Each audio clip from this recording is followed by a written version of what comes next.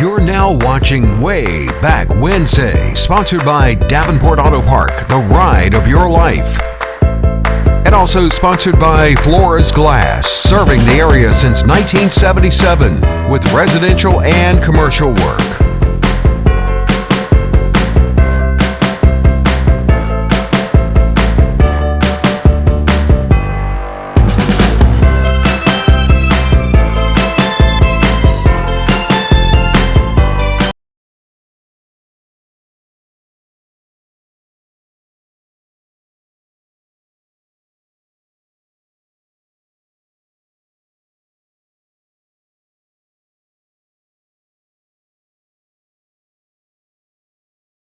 Well, good evening, folks, and welcome to another episode of Wayback Wednesday. I'm your host, Randy Adcock. So good of you to join us tonight.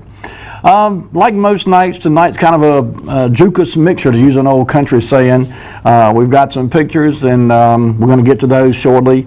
But we're going to start off tonight with some headlines. You know, and before we even get into that, I just wanted to take a moment just to say thanks to our sponsors. I must admit I'm not always as diligent about that as I should be, and you know, this show wouldn't happen without our sponsors. We've got some really dedicated people out here and some really good sponsors who put forth the money to make this show come to you each week. So we appreciate all of them. I won't try to list them all because I don't want to forget anybody, but during the commercial breaks, pay attention to the commercials if you would, and just if you happen to see one of our sponsors out in the street, tip your hat to them or throw your hand up at them and tell them you saw their ad on Wayback Wednesday on Wednesday night. But we do appreciate all our sponsors and the effort they put forth to keep this show on the air each week. I also want to thank, as always, the viewers. I've said many times that it's you that make this show enjoyable for me. What I do each week is pretty easy. And it really, I enjoy what I'm doing here with you, the viewer, and it just makes my job all but much more enjoyable when I see you out in public and you speak and you tell me you enjoy the show. And we appreciate your watching your viewership. Excuse me. And we hope you keep watching. You know, yesterday was a very important date for you history buffs like myself. I'm sure you remember a day that's been described by historians as a day that will live in infamy. December the 7th, 1941, the United States was, some might say, reluctantly drawn into World War II when our military base at Hawaii, Pearl Harbor, Hawaii, was attacked by the Japanese Navy. And that set off a maelstrom, to use another fancy word, of war that in time literally circled the globe. Almost every continent was involved to some extent. Almost every country in the world was certainly involved to some extent. The numbers that came out of World War II were just staggering.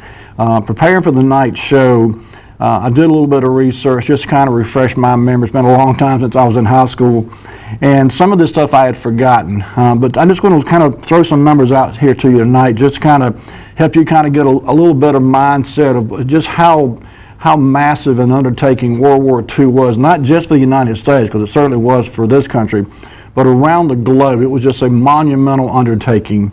And the devastation and death and destruction was just unprecedented. And nothing since has come close to the amount of death and destruction that was wrought during World War II.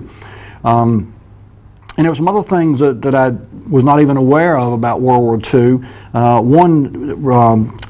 Something called the High School Victory Corps. How many of you ever heard of that? High School Victory Corps. Some of you may have participated in it, I don't know. But in 1942, in September 1942, the United States put together basically a volunteer program where young people, young high school kids, could get involved in the war effort. That was the focus. But it went beyond that. I mean, there was actual training. Some high schools went so far as to train their students in how to use weapons. I saw some pictures of young ladies, for example, high school girls, with the rifles and learning to shoot rifles and so forth. There was certainly different avenues one could pursue. If you had a yearning to be involved with things aviation related, for example, you kind of go off in that direction. If you had more of an interest in maritime activities and what the Navy was doing during the war, you could kind of go in that direction. if you were more civic-minded and wanted to do something to help raise money for the war effort here at home, there were things you could do. And many of these high school kids, and by the way, at that time there were 6 million high school kids that were, I want to say, targeted. We got a call. Let's get this call. All right. Hello, caller. You're on the air. Good evening. Good evening, sir. How are you? I'm good for an old man. Well, I'm glad you're with us tonight. Well, watching the show and enjoying it. Thank you. I just want your listeners to be aware that in World War II, Adolf Hitler of Germany murdered 6 million Hebrew people. At a minimum. At least 6 million. Absolutely. That's right. Okay. Merry Christmas. Thank you, sir. Same to you. All right. The caller's exactly right. And there has been some, I saw an article this afternoon, in fact, I was reading for tonight's show. Some estimates put that number as high as 11 million. 6 million is a number that most of us have heard. That's what is most often taught in schools. But there are some that say the number could easily have been as many as 6 million Jews that were murdered by Hitler and his cronies in the concentration camps and so forth. We'll get some pictures of that a little bit later on too. But again, it was just it was a global conflict in every measure of the word. And very early in the war, December 7, 1941, Japan attacked Pearl Harbor. By September of 42, the United States said, you know what, we need some more help. And so, of course, there were allies all around the world. And these high school kids were targeted not so much to prepare them for war, though some certainly did go to war. Those that were enrolled in the program very early, I'm sure some of those ended up on battlefields somewhere around the world. But it was a massive effort to get the country behind the war effort. And there was rationing, obviously, of everything from rubber to gasoline to, just ordinary things that you wouldn't think about, metals. Anything that could have been used in a war-related activity was rationed here at home. And I mentioned earlier about the numbers of deaths. The numbers, again, have been debated and will continue to be debated throughout history. But an estimated 45 million civilians were killed during World War II. And that number is an estimate that, again, will be debated for years to come. Many, many millions died years after the war, some from disease, some from their injuries they suffered in the war. In fact, there were some 25 million wounded, and that, again, is a number that's been disputed and will be argued about for years, I'm sure. But, there were some 15 million quantified, I guess is a good word to use, 15 million quantified battle deaths. And I'm sure there were some deaths that were never accounted for, without getting too gory and too graphic here. Sometimes a human body gets hit by a piece of war artillery or whatever, and there's just not enough left to make out that it was a human being. And so it's entirely possible that there were deaths that were never recorded, and who knows how that number could be. But if there's a theme for tonight's show, it is World War II, and we're going to start off here. As I said, December 7, 1941, most of the country knew that war was raging. War actually broke out when Hitler and his group invaded Poland in 1939. So in September of 1939 was the unofficial start of World War II when Germany invaded Poland. It would take almost another year and a half or two before the United States got drawn into it when Japan attacked us. But in December 7, 1941, there was not a whole lot of fear in the United States about war coming to our shore. That was just something that a lot of Americans didn't really give much thought to. Politicians were secretly talking about it, the possibility we could be involved in a war very soon, and indeed we were. But one of the things that I found most interesting was the headlines, and I went and just pulled a sampling of headlines from around the country from the day of the attack on Pearl Harbor, December 7th, and then a couple of days after that, and then we'll get into those a little later on. But Lee, if you would, let's put up this first picture. This is actually a headline from December the 7th of 1941. This is the morning of the attack on Pearl Harbor. And keep in mind, and this is from the News and Observer, by the way. You see the headline there, Roosevelt sends personal message for peace to Japanese. right up literally on the day of the attack on Pearl Harbor, there was a headline in the News Observer referencing an effort by President Roosevelt to basically avoid war with Japan. Now, there are those that, and I've read a couple of articles today that said there was really almost an antagonistic role with the United States and Japan, and so this headline may be a little misleading. I don't know how sincere President Roosevelt's efforts were to appease the Japanese and keep war from breaking out between the two countries. But on the morning of December 7, 1941, while Japan was literally attacking Pearl Harbor with wave after wave of kamikaze pilots, the headline News Observer that morning said Roosevelt sends a personal message for peace to the Japanese people. So, obviously, by the time this newspaper hit the newsstands in Raleigh, North Carolina, we didn't know yet what was going on in Pearl Harbor. Let's go on to the next headline, if we would. And this one is also from December 7th. This is the Daily Tar Heel from Chapel Hill, North Carolina. And, back out if you would a minute, Lee, just zoom out on this a little bit, because it's a little bit focused in now, and there's another headline I want to show the viewers. I think if you kind of zoom out a bit, you'll see what I'm talking about. Right in the middle of the screen there, Japanese military movements in Indochina threaten peace. And again, this is Sunday morning, December 7th, the Daily Tar Heel out of, there you go. And it's the only headline that morning that references Japan at all. And like I said, at this point, most Americans were still pretty much under the impression that there was a war, going on in Europe, but we weren't likely to be involved with it, and we really didn't have a whole lot of interest in what was going on over there. But there were some whispers, if you will, and this little headline here in the center of the page: Japanese military movements in Indochina threaten peace. Kind of odd that headline appeared on the same morning that we were attacked. Let's go ahead and lead to the next headline, if you would, there. This is from the Durham Herald-Sun. Again, December the 7th, 1941, the morning edition. And this actually says, Japan launches undeclared war United States. And I said morning edition. I'm not sure that may have been an evening edition of this paper. But it was dated December 7, 1941. And so, obviously, by the time this paper hit the newsstand, Japan had attacked Pearl Harbor.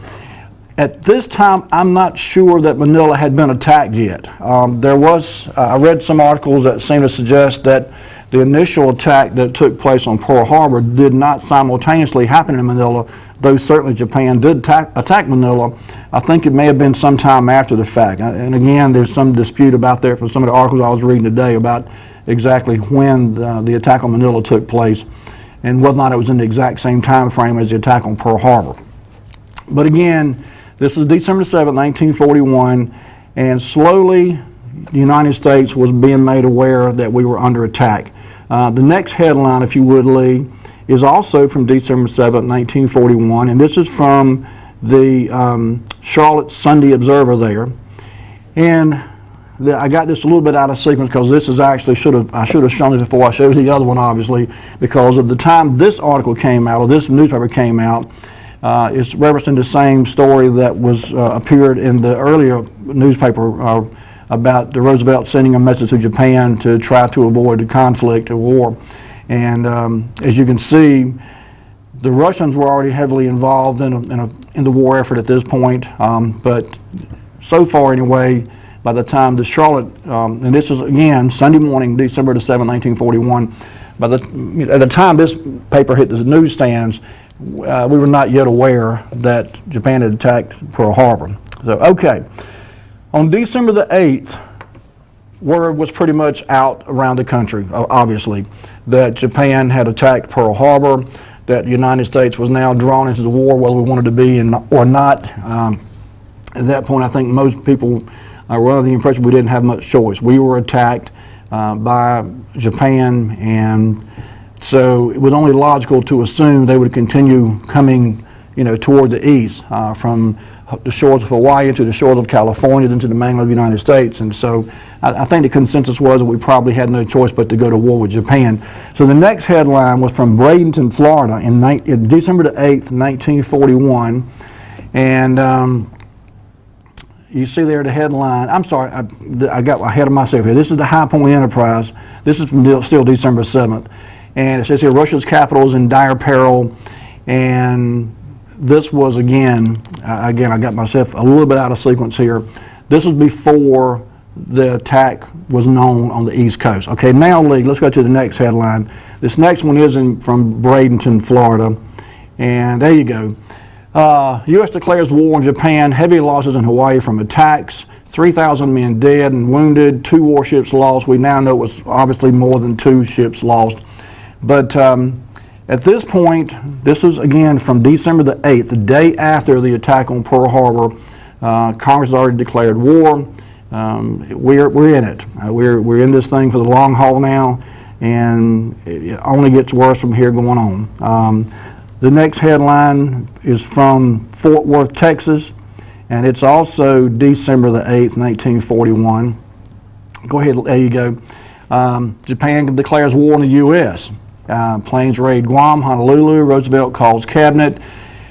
So at this point, we've declared war on Japan. Japan's declared war on us, and so we're into the thick of it now, and will be for the better part of the next 4 years, obviously.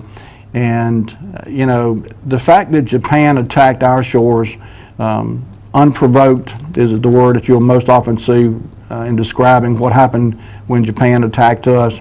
There may have been some provocation behind the lines, but certainly there was no military attack on Japan before they attacked us. And so I think a lot of people were enraged, in fact, that how dare Japan attack us on a Sunday morning, no less. And we weren't doing anything to anybody else. And I think that's kind of what drove the mindset for not only the politicians in the country, but certainly the ground troops and the sailors and airmen and Marines who would eventually conduct this war, not only against Japan, but around the world. Okay, Lee, let's go on then to the next one, Helena, Montana. And again, this is December the 8th. This was a neat picture, a neat headline. This image here doesn't really do it justice, but that was an actual photograph showing airplanes, and I don't know where they were. I don't think these were Japanese. Well, I know they weren't Japanese Zeros, but wherever this picture was, you see the headline there in big bold letters, War, Navy and Air Force battle Japan after outpost attacked by foe. You see the date there, Monday, December the 8th, 1941. Over on the left, FDR to deliver a message. You know, as I said, now we're in it. The war has begun, at least from our perspective. We perhaps didn't want to go to war, but at this point it was inevitable that we were in it, and we were in it for the long haul. Dayton, Ohio had a paper at that time called the Dayton Journal, and their December 8th headline, Lee, if you would, with the next picture there. Their headline was another reflection of the actual war. U.S.-Jap war is on. Many dies, planes pound Hawaii. Huge naval fight rages in Pacific. And, you know, this was kind of this same sentiment, this same mindset, this same theme, if you will, played out all across the country. Certainly on the day after Pearl Harbor was attacked, and it seemed to echo throughout the war. You know, Hirohito later said, you know, he felt like he had awoken a sleeping giant when Japan attacked the United States, and I think that was a pretty good assessment, because I don't think the average Japanese soldier on the ground or even in these airplanes realized just what kind of undertaking they were engaging with by engaging the United States in war. But at this point, it's on. To use an old saying, it's on, and we're in it for the long haul. I tell you what, Lee, let's take our first commercial break, bring it back to me. Folks, when we come back, we're going to show you a few more headlines. We're going to show you some pictures and kind of refresh your memory about World War II. As I said, tonight's show is not so much all about the war, but certainly it was an important time in history, an important time in American history for sure, and in global history, no doubt. And I just thought tonight would be a good topic to discuss and talk about and look at some pictures. So don't go anywhere. We'll be right back with more Wayback Wednesday.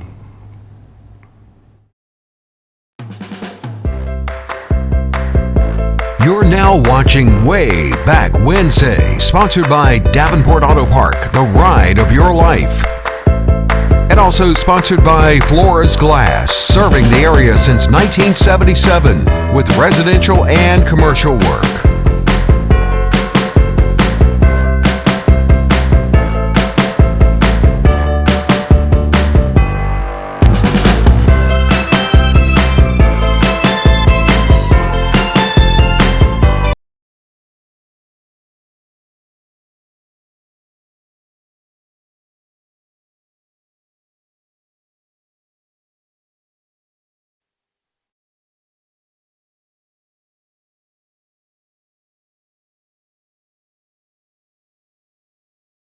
I'm Daniel Moss, owner of Cornerstone Funeral Home, and I'd like to invite you and your family to give our family an opportunity to serve you in your time of need. And we offer a full line of funeral services, everything from visitations to graveside services to cremations on site with a live crematory, as well as a banquet hall to meet the catering needs of our families that we serve. We offer catering service. We offer refreshments prior to visitations and services of our family. And we want to invite you to come and experience the difference here at Cornerstone Funeral Home.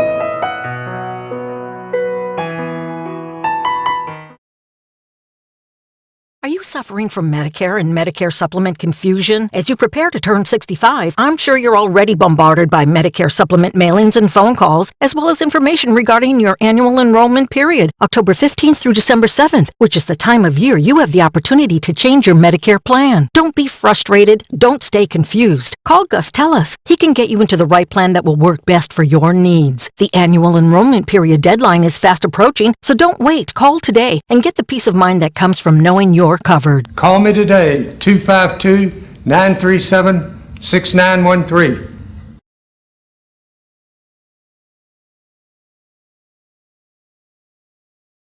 When faced with special care needs for elderly or disabled loved ones, families want compassionate, comforting care. That's Tender Touch Home Care Services' goal, providing the level of care we would expect for our own. With over 10 years of home care excellence, Tender Touch provides an array of services that keeps your loved one at home. From personal care, light housekeeping, errands, and meal preparation, to our private duty care program, which combines all of our home care offerings in one package. Tender Touch Home Care Services, where your needs are our concern.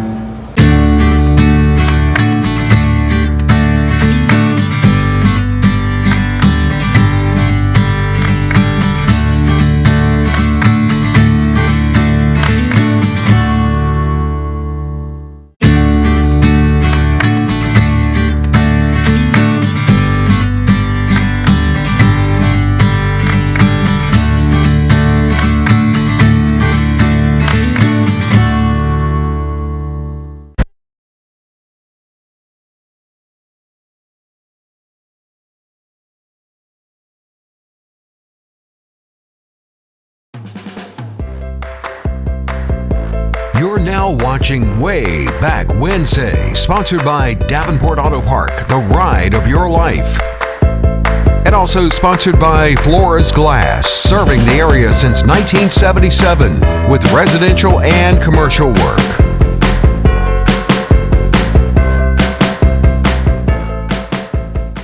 And we're back, folks. If you just tuned in, you're watching Wayback Wednesday. I'm Randy Adcox. We're talking about World War II tonight. Yesterday was December 7th, anniversary of the attack of Pearl Harbor by Japan forces in 1941. I had 4 uncles that served in World War II. 3 actually saw combat.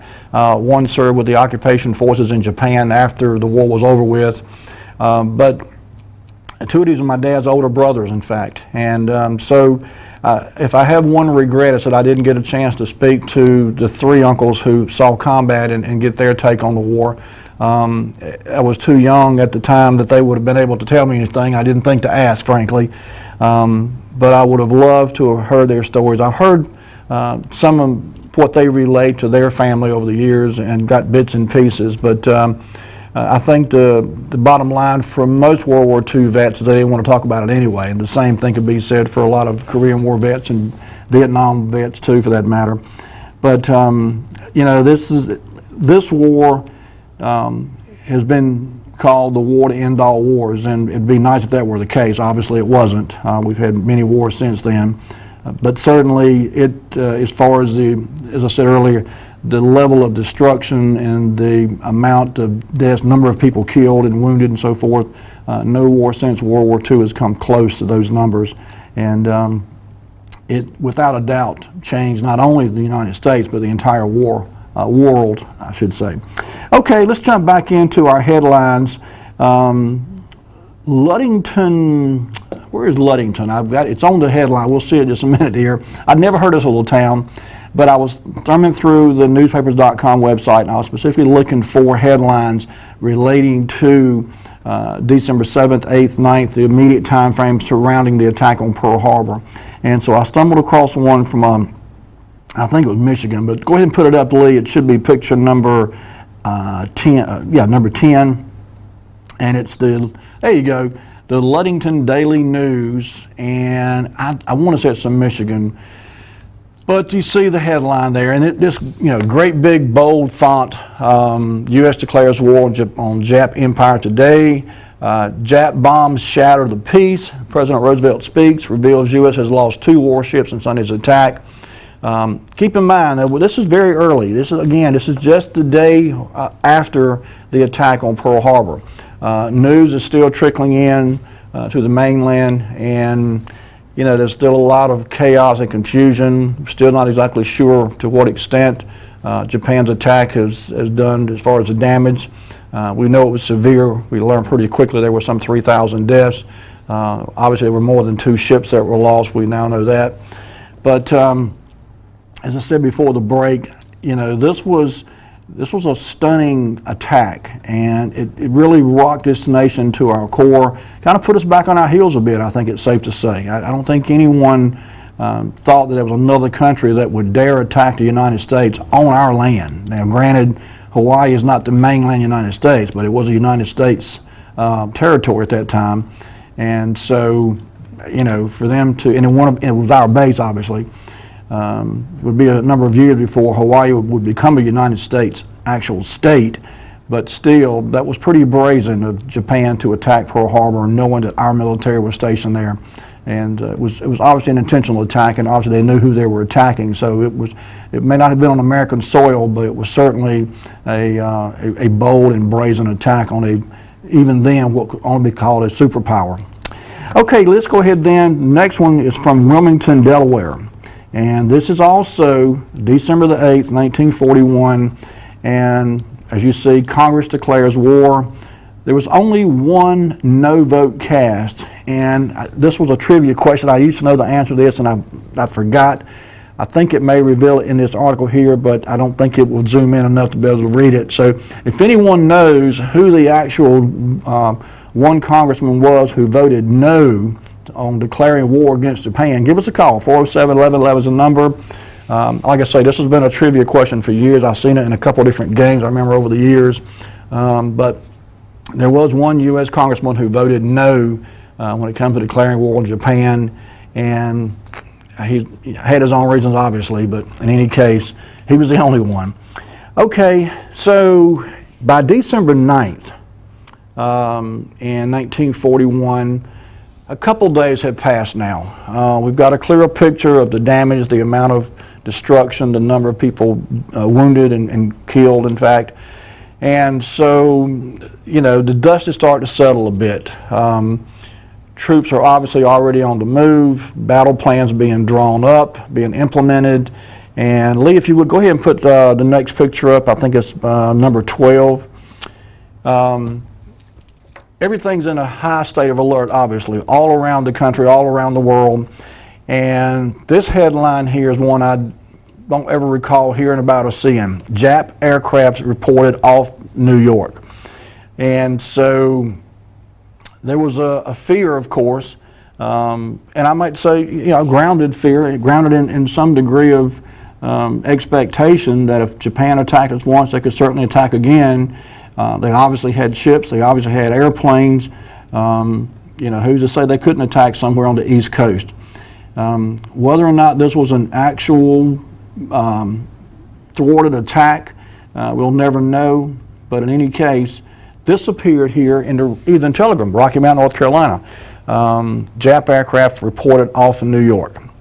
And, you know, I remember hearing a story, maybe some of you remember this story too, that there was German submarines operating off the coast of North Carolina. And I heard a story once about, I don't know, one of them hit a mine, or I don't know if it was attacked by another submarine or whatever. But anyway, supposedly there were casualties from that German U-boat that washed ashore on the coast of North Carolina. My recollection is kind of fuzzy on the details, but maybe someone else remembers that or remembers hearing about that. But the bottom line was there was submarines operating off both the east and west coast of the United States throughout the war, and we were really fortunate that we did not take another hit or another attack from one of those foreign country subs that was operating off our coast throughout the war. Okay, Lee, let's go to the next picture then. Oh, we got a call. Let's get this call. Hello, caller, you on the air? Oh, I think I might have lost. Caller, you there? Yes, I am. Okay, go ahead. Yes, I am. Okay.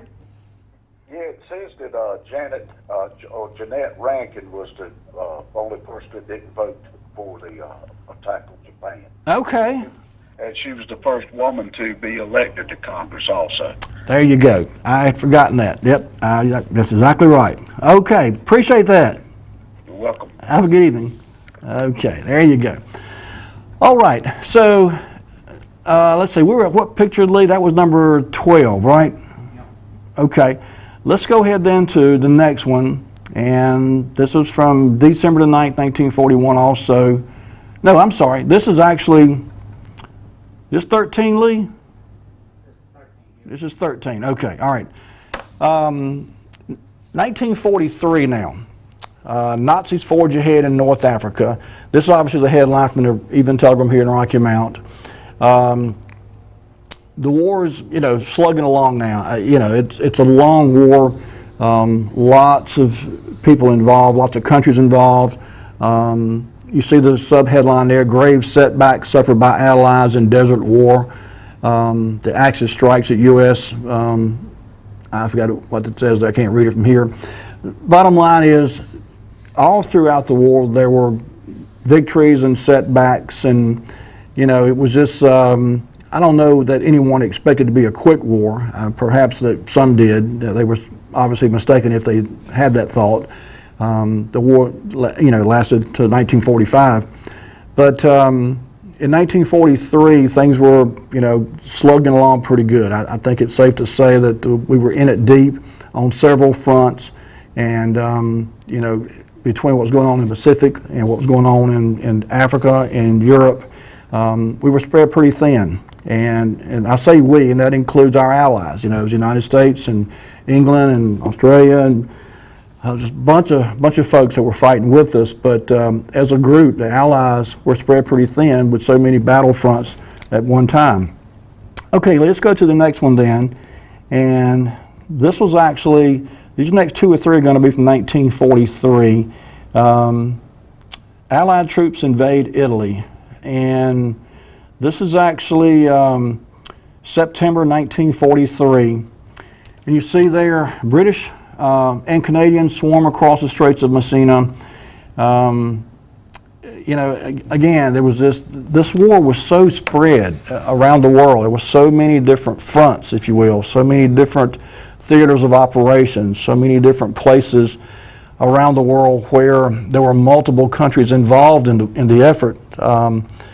And I'm sure there were times when it was difficult to know who you were fighting against. You know, Europeans and United States citizens and English citizens, all, you know, we all look very much alike. And so I'm sure there was times when it was hard to tell whether you were fighting against an enemy or you know, friendly fire casualties certainly happened. The bad guys didn't always wear their uniforms, in other words, and you know, that's part of war, unfortunately. But 43, Allied troops invade Italy. Okay, Lee, let's go ahead then.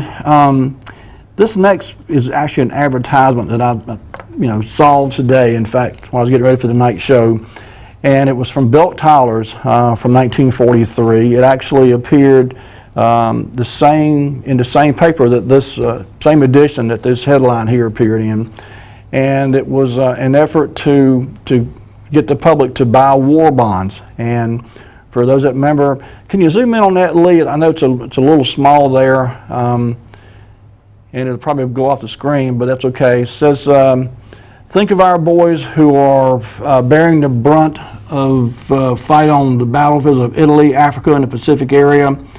That's the real sacrifice. And it says, buy all the bonds you can stand.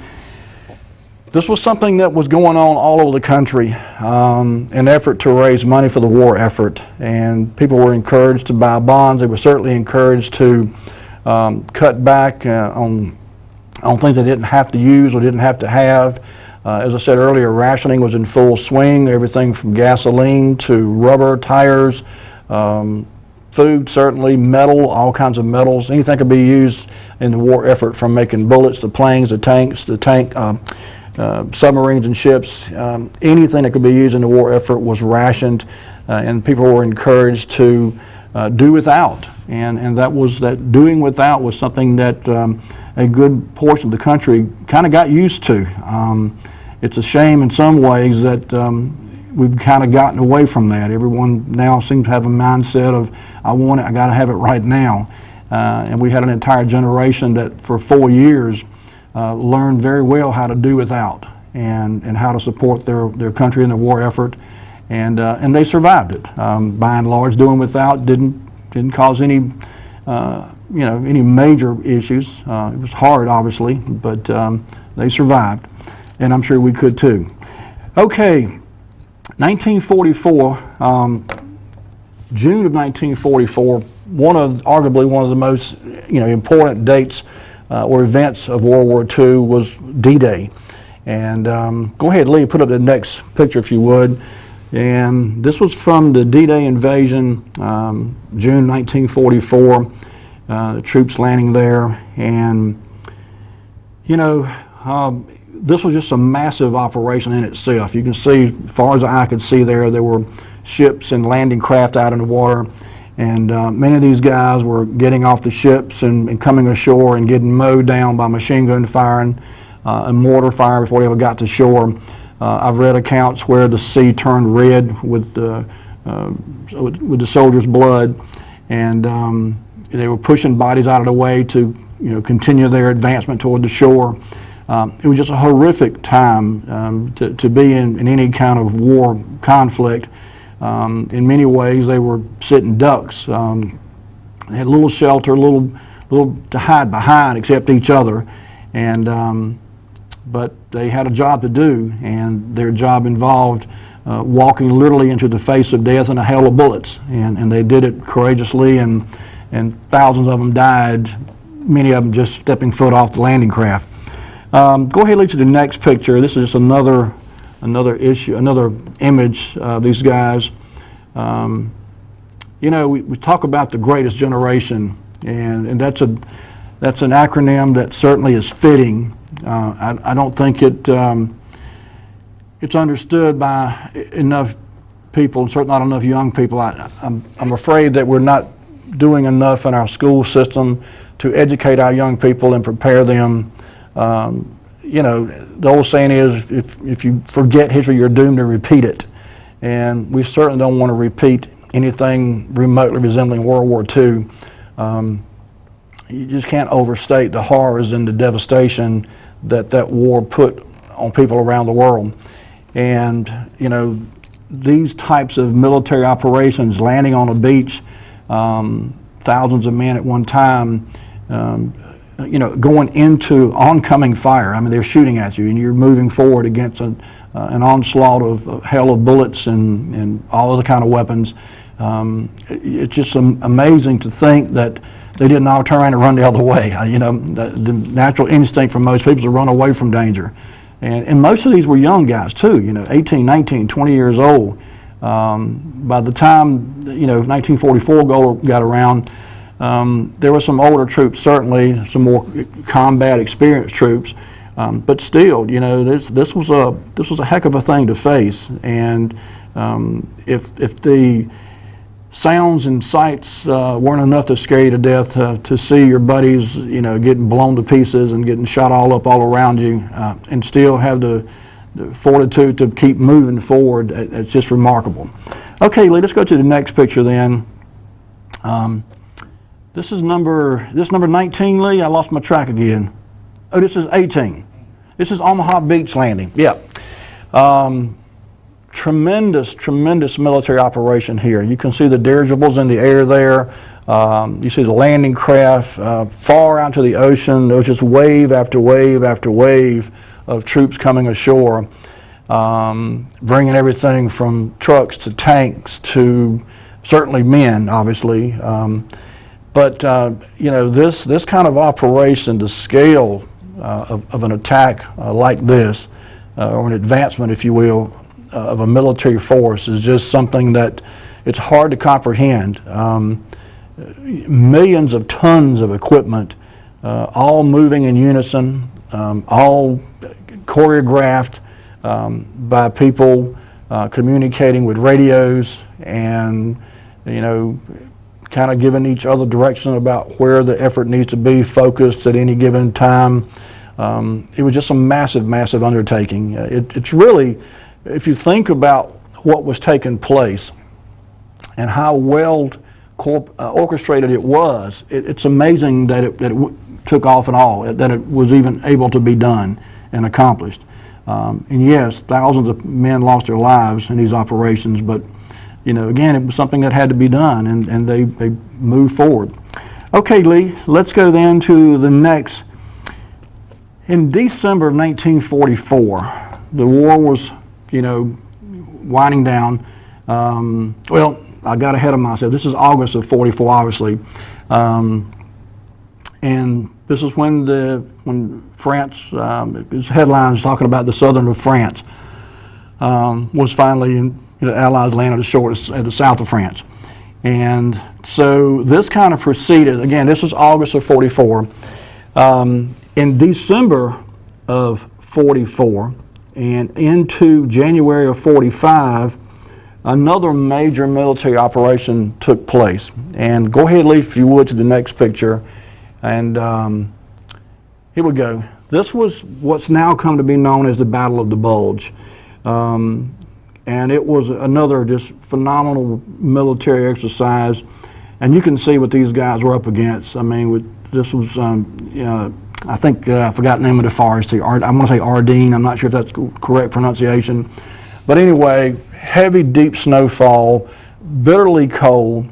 You couldn't carry enough clothes to get warm. These guys stayed cold. Many of them suffered frostbite on their hands and feet.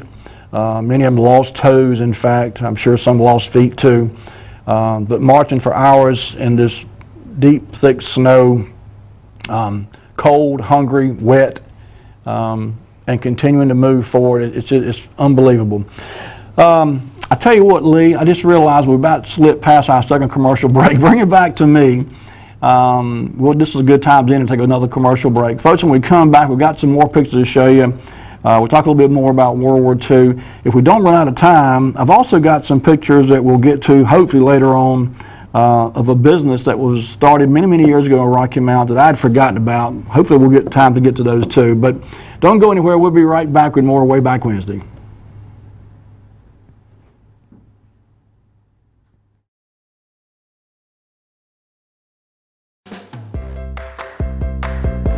You're now watching Wayback Wednesday, sponsored by Davenport Auto Park, the ride of your life. And also sponsored by Flores Glass, serving the area since 1977 with residential and commercial work.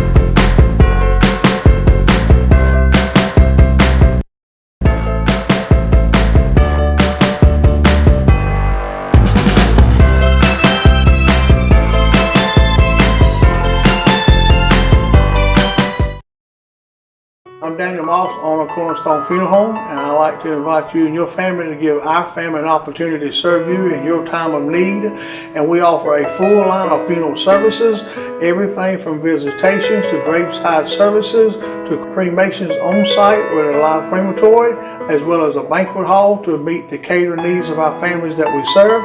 We offer catering service. We offer refreshments prior to visitations and services of our family. And we want to invite you to come and experience the difference here at Cornerstone Funeral Home.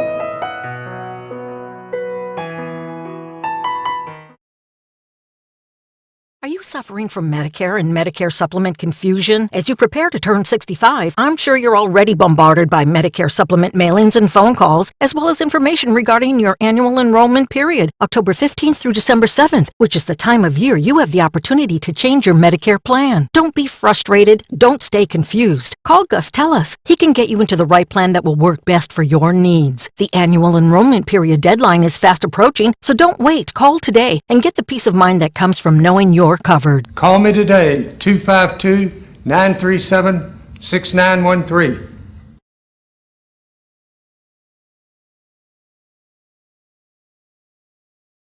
When faced with special care needs for elderly or disabled loved ones, families want compassionate, comforting care.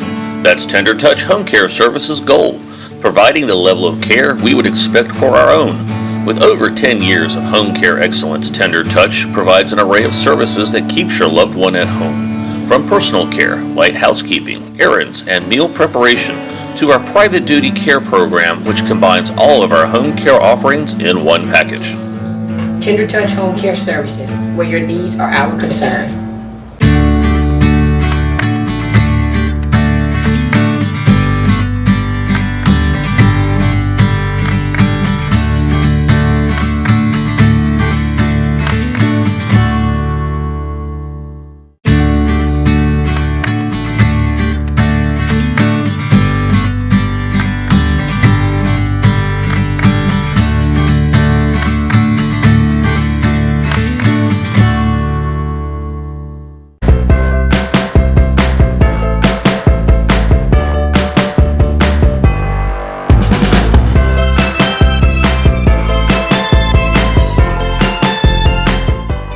And we're back. Folks, you're watching Wayback Wednesday. I'm Randy Adcox. Tonight we're talking about World War II. You know, yesterday was the anniversary of the attack on Pearl Harbor. Happened December 7, 1941.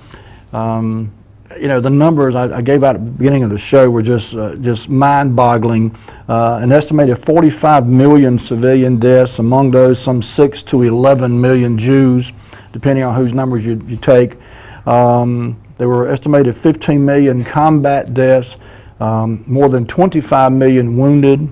You know, and the numbers of deaths really that were documented probably don't come close to giving a real accurate indicator, because many folks died years after the war from injuries received during the war. Many died from suicide, self-inflicted injury, dealing with post-traumatic stress disorder. And so, and certainly, and we'll get to some pictures here in a minute of the aftermath of Nagasaki and Hiroshima, when we dropped the atomic bomb on Japan, the bombs, I should have 2 of them. And many of those folks died many years after from exposure to radiation. So, you know, the real numbers we may never know, but, you know, 45 million civilian deaths, and that's an estimate, and 15 million combat, that's 60 million people that I say we know about. I'm sure that number is far more than that, but in any case. Okay, Lee, let's jump back into our pictures, and I think we'll start with number 21, is that right? Or 20? 21 is the next one, okay. Yeah, we're at the Battle of the Bulge, and so, you know, I had the pleasure and honor of knowing a gentleman who actually served in the Battle of the Bulge. He didn't talk a whole lot about it, but I remember him saying, the old saying that you always hear, war is hell. He said it sure is. But these were just unbearable conditions in the dead of winter to fight a war on German soil, through some of these forests and dense areas where the, you know, 1.5 to 2 foot of snow on the ground, brutally cold temperatures. And you can see there, I mean, this, you know, much of Europe, in fact, was totally destroyed. I mean, you know, what wasn't bombed out or burned out, in many cases, just, you know, fell down from everything around it being devastated. Go ahead, lead to the next picture. Then I think there's one or two more in this grouping. There you go. I debated whether to put this picture in here, but war is obviously ends in death for some of the combatants, and I don't know whether these deceased soldiers here are Allied troops or Axis troops. I guess in the long run, it doesn't really matter.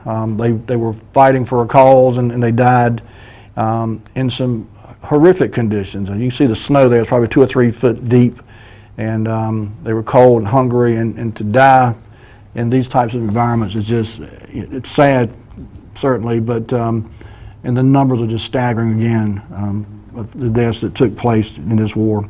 Okay, Lee, let's go to the next picture then. This is actually the 117th Infantry. Oh no, this is number 22, right, Lee? 23. This is 23. Okay, I'm right. This is the 117th Infantry, North Carolina National Guard, that actually fought. This picture was taken at Saint Vith. I guess I'm pronouncing that right. Also, of course, during the Battle of the Bulge in Germany, but. I never thought about there were troops from right here, National Guard troops, I mean to say, from right here in North Carolina. That's something a lot of people don't realize. National Guard quite often gets called up during the war times. They did during World War II, they did during Korean War, the Vietnam War, they got called up during the Gulf War, certainly. And, a lot of people opt to go to the National Guard with the hope and expectation of avoiding a combat scenario. But sometimes the National Guard gets called up. And in this case, in 1945, the 117th Infantry from the North Carolina National Guard got called up and participated in the Battle of the Bulge. How about that? Okay, so, we mentioned earlier, we got a call. Let's get this call. Hello, caller, you're on the air. Hello, caller. Hey, Randy, how are you? I'm doing well. Hope you are, sir. I am. This is Randy Cyrus. Hey, man, what's going on? What's going on, buddy? Oh, another day in Hollywood. My father was with the North Carolina National Guard over in the Battle of the Bulge and also the invasion of Normandy. No kidding.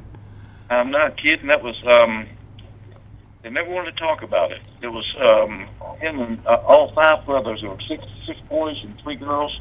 The 3 sisters stayed home, and Dad and his 5 brothers all went overseas. Let's see, Tim Valentine, if you remember him. I do. He was over in the South Pacific. They were best friends, and when they got out of the war, they both went into law. Tim, of course, practicing law, and my dad in the law enforcement. But that picture right there, the 117th, that they had reunions every summer. They had 2 weeks of. I guess they would not like summer camp or whatever, but they would all get together and do the maneuvers and all up to 1973. Wow. Well, your dad might be in this picture somewhere. I saw that picture right there, and they were with the tank destroyer division. And they had old pictures from Normandy, France, and in Paris, France after the war. Right. So that's amazing, though. Those guys, it's a whole different generation. Absolutely. It sure is. And they're dying. The last number I heard, they were dying at a rate of 1,000 a day worldwide. They're all, I think they're between like age of 98 and 100 and 101, 102 now. Yeah, exactly. They're fading out quick. But yep. Anyway, Randy, look, I really enjoy your show so much. Thank you, buddy. Thank you. Good to hear from you, Randy. Take care of yourself. All righty. Okay. Got time for a few more, Lee. Let's go ahead then. I mentioned earlier about the Jews, and the caller called in, and as he said, the number that we always hear about is 6 million. I saw today some references that the number could be almost double that. Perhaps it means 11 million Jews. This is a picture of Auschwitz. Auschwitz was one of the more horrific death camps, concentration camps, that was found during World War II when the Allied troops liberated Germany and got in here and discovered what had gone on and what had transpired in these concentration camps. Many of them were sickened. Many many of them for years after the war had nightmares about the things they had seen in some of these concentration camps. The level of just cruelty and disregard for human life is just unimaginable. Some of the things that they did to prisoners of war and certainly the occupants of these concentration camps is just unspeakable. And this wasn't the only one, obviously. This was Auschwitz, and there were several more concentration camps of equal or worse conditions to be stuck at, for lack of a better word. But anyway, I said before, the old saying is, if you forget history, you're doomed to repeat it. And we just need to kind of refocus our efforts on making sure that what happened in World War II is not forgotten so that it's not repeated again in the future. Okay, Lee, let's go ahead then. We've got time for one or two more, I think. These are two iconic pictures that took place in August of 1945. The one on the left is when the atomic bomb was dropped on Hiroshima, or Hiroshima, depending on how you decide to pronounce it. And then 3 days later, there was another one dropped on Nagasaki. There were thousands, tens of thousands of people who were killed instantly by each of these bombs. And historians will forever debate whether or not the United States should have dropped those bombs on Hiroshima and Nagasaki. I think the consensus seems to be that the Japanese military was just not going to quit. They were told that they were going to be victorious and that they could not lose, and that the victory was guaranteed to them. All they had to do was keep fighting. And so I think history is pretty correctly regarded and diagnosed that scenario in that, yes, the Japanese would have kept fighting indefinitely. And so the most humane thing, I think the consensus anyway at that time was the most humane thing that we could do was to end the war, end it decisively, end it quickly, and get our troops out and make sure Japan was no longer able to conduct war against anyone else ever again. And so these two bombs dropped 3 days apart, sealed the fate for the Japanese, and literally sent a message around the world that we had this kind of weapon, that we were willing to use it. And it's a scary thing to think that there are other countries around the world now who have bombs that can do the same thing, and millions of tons of them for that matter. But it did. It sent a powerful message. And these next two pictures, Lee, real quickly, if we could just show these. These pictures don't do justice to the amount of damage that was done, but you can look and see. This was a snapshot here of Hiroshima, or Hiroshima, again, depending on how you want to pronounce it, days after the bomb that was dropped on this town. And then the next picture, Lee, there you go. This was in Nagasaki, again, a few days after that bomb. Very little left standing. Very few folks that was in the immediate blast zone even survived. Many were vaporized. I mean, they were never found again. There was just nothing to find. But those bombs, by today's standards, as nuclear weapons go, were really, really weak. And it's scary to think that what we've got today is so much more powerful than those. On that note, we'll call it a night. Lee, bring it back to me. Folks, I thank you so much for joining in tonight. It's been my pleasure to be with you. As I said, I've debated about whether to show some of these pictures tonight because they are a bit horrific. But I wanted to just reinforce in everyone's mind just how terrible that war was. And hopefully we never got to go through anything like that again. Folks, take care of yourselves. Have a great week. Be kind to each other. And we'll see you next week with more Wayback Wednesday. Good night.